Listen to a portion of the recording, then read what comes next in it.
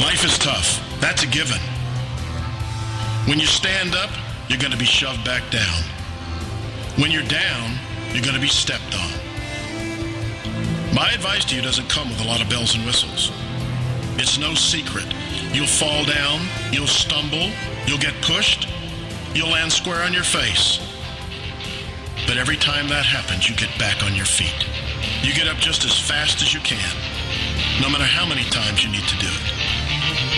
Remember this: success has been and continues to be defined as getting up one more time than you've been knocked down. If experience has taught me anything, it's that nothing is free and living ain't easy. Life is hard, real hard, incredibly hard. You fail more often than you win. Nobody's handing you anything. It's up to you to puff up your chest, stretch your neck, and overcome all the difficult, the nasty, the mean, the unfair. You want more than you have now? Prove it.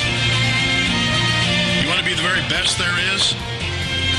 Get out there and earn it. Once you decide that, you will know where it is you want to be, and you won't stop pushing forward until you get there. That's how winners are made. At the end of the day, success is what we all want. We all want to win. And the race will be won. There's no question about that. So come on.